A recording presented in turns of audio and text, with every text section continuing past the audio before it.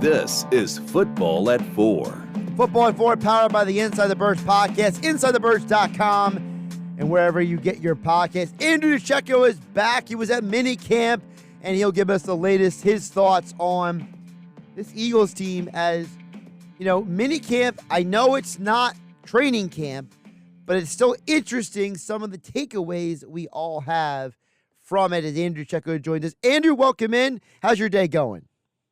Josh, good to be with you. I'm doing well. How about yourself? Doing pretty good. So I think the big interesting part of this is we haven't had a mandatory minicamp since 2019. So let's just start big picture. Andrew, for you, is there like a big picture perspective takeaway from the first mandatory minicamp in that long of a time?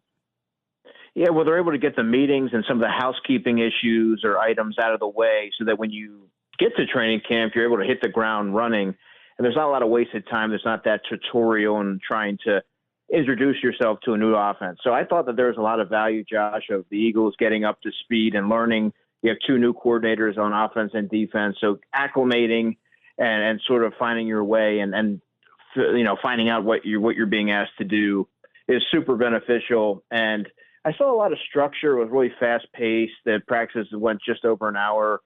And I thought that there was very little wasted time, and I thought that it was really efficient and beneficial. Now, you mentioned about getting guys up to speed. Obviously, a lot of eyeballs are on the defensive side of the ball. And let's start with a position that was a weakness at times last year, Andrew. The top two linebackers, Devin White, Zach Bond. We know Vic Fangio talked about Zach Bond previously. So, Andrew, for you, how impressed were you with those two guys on the field? Yeah, I was really impressed, actually, with Devin White. And look, athleticism was never a question with Devin White. It was always about being able to play within the confines of the defense, not going rogue or playing unrestrained and trying to take too many chances out there.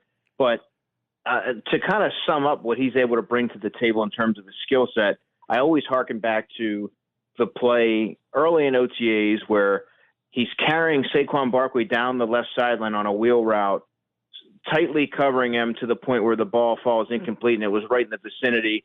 That tells you what he's able to bring in terms of coverage acumen, being able to have the ball skills at that position that the Eagles haven't had in quite some time.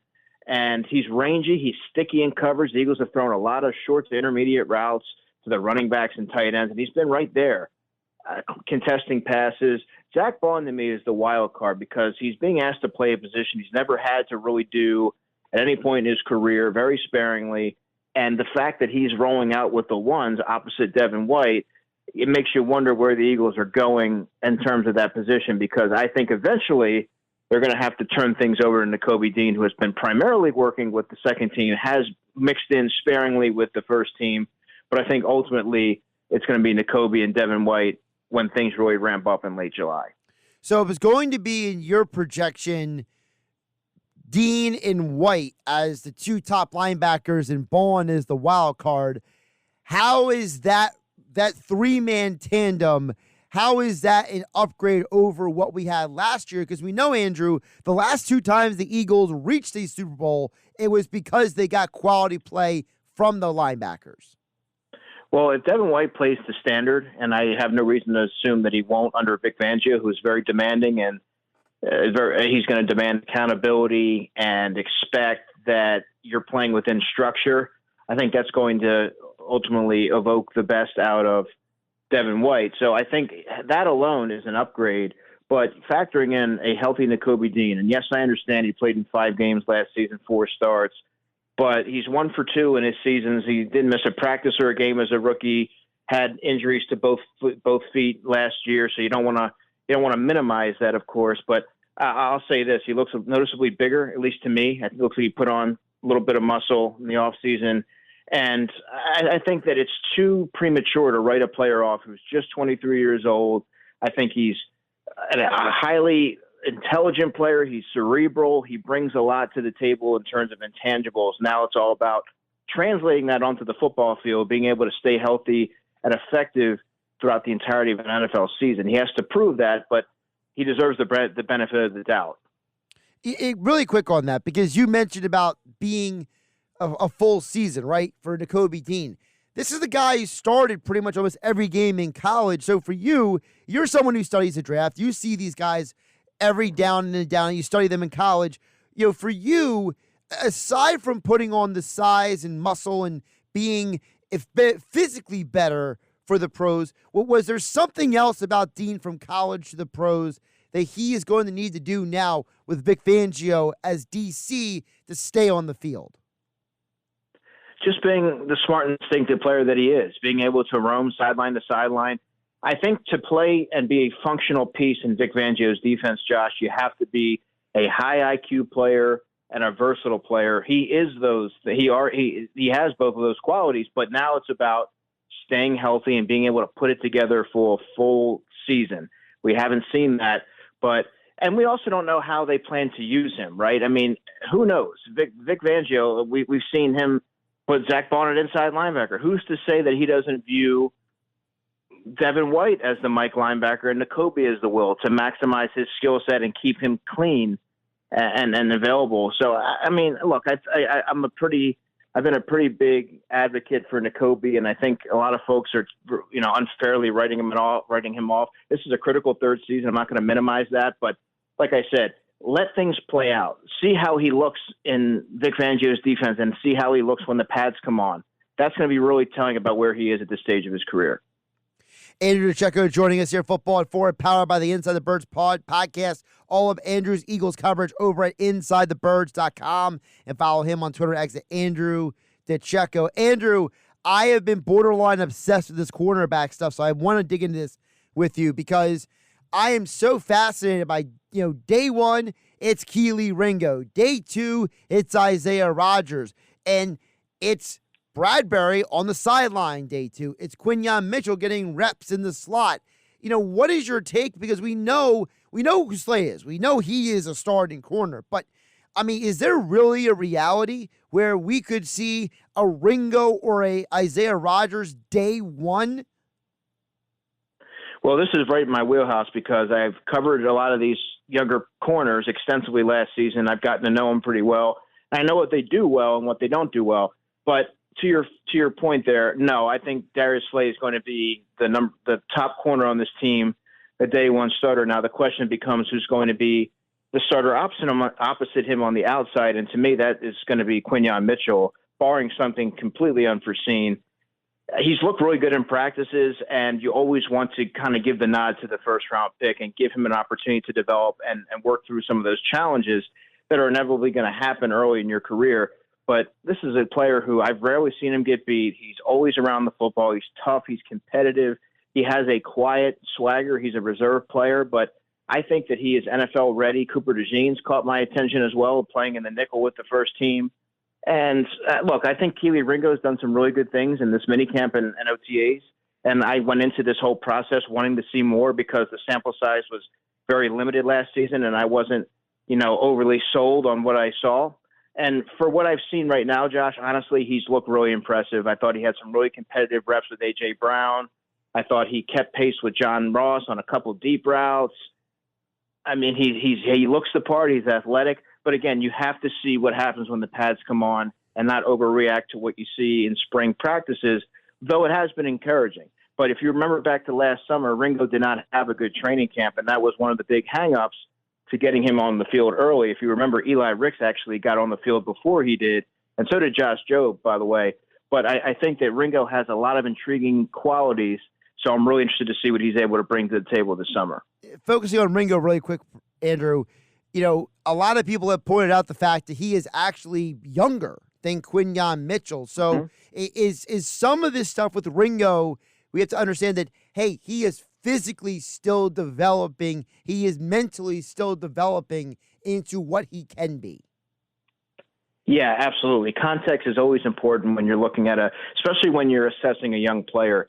He's going to be 22 years old this month. He has yet to scratch the surface of what he's able to do. He has a coach in Christian Parker, the new defensive backs coach, who I believe, Josh, is going to be one of the top coaching additions of the offseason for the Eagles. I really like what he brings to the table in terms of just teaching the why behind the different calls. explaining everything, working on communication, simplifying things for his players to be able to execute fast and free. There's a lot of things that I really like with that signing, and I think he's eventually going to be a defensive coordinator. But you're seeing the communication right now. Yes, it is early, but last season you didn't see that. You certainly didn't see it in training camp, and you definitely didn't see it during the season. But I think right now you're seeing a more confident, patient, technically sound Ringo, which is really encouraging because, in my opinion, down the line you're going to see a secondary, which if the Eagles have their way, it would be Quinyon Mitchell and Ringo on the outside and Cooper DeJean in the nickel role, which is, that's a pretty good trio.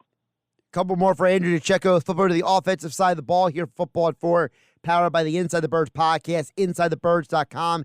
Andrew, I was talking with former Kansas City Chiefs wide receiver Dave Clemick yesterday, and he mentioned how he felt that one of the most important things about camp is you got a new offense coordinator. You got to get the offense starting, the install at mini camp, so these guys start getting in the rhythm of things well before training camp. So for you, what were your observations on the initial installs of Kellen Moore's offense?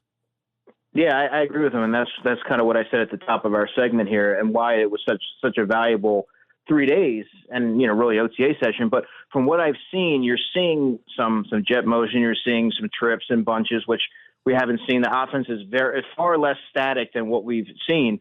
But again, I can't emphasize this enough. It's going to take some time. When you're totally revamping the offense, to expect everyone to be so dialed in this early is really unrealistic. So you have to put the context with everything. And right now you're seeing some good with Jalen Hurts. I think some of his best throws have been in tight windows to Dallas Goedert this spring. But you're also seeing some misfires deep and things like that. The time is going to come, and when you're throwing so many different new things at a player and players really that aren't accustomed to doing it, you have to iron some things out, and it's important to do now and get that out of the way so that when training camp rolls around, you're really able to kind of hit the ground running. Fine, before I let you go, talk to me about Mekhi Becton. He got some valuable reps this week. Yeah, Mekhi Becton playing some guard. That's not really a surprise. Jeff Mosher was on that right as soon as Mekhi Becton signed, so it was something to keep an eye on already. But, he looked really comfortable there, Josh, playing inside. Got some left guard reps, which was really telling because Matt Hennessy has played left guard with the Falcons, and he was not the first man up. He was second-team right guard. So you're seeing Mekhi Becton out there, and I think, kind of Jeff Stoutland and the Eagles wanted to get a really good look at what they had there so that you have that knowledge moving forward over the next 6 weeks, and you can kind of plan ahead for training camp and how you plan to use them. Obviously, you want to get your best players onto the field, and Mekhi Becton, in my opinion, is one of the best linemen on the roster. It's never been about talent. It's been about health and consistency. So that's something to keep an eye on. Obviously they would like Tyler Steen to win that job. They draft him in the 3rd round, and they've invested a year of development in him. But, just given the immense talent that Becton has, it wouldn't surprise me if he gives Steen a run for his money this summer. He's Andrew DiCecco. Follow him on the Twitter X platform at Andrew DiCecco. Check out all of his work over at InsideTheBirds.com. And, of course, he will be back next week. Keep it tuned to the Inside the Birds podcast for all of his insights as well with Jeff and Adam. Andrew, thank you so much for joining me today. Keep up the great work, my man. Appreciate it, Josh. Take care, man.